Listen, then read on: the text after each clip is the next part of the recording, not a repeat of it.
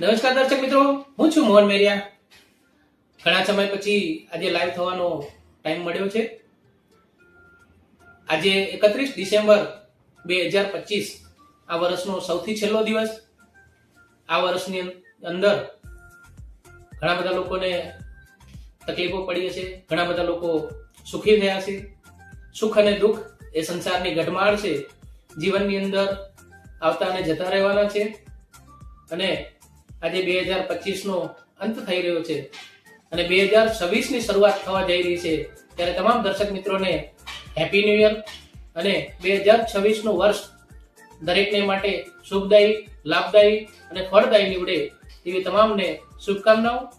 ધન્યવાદ.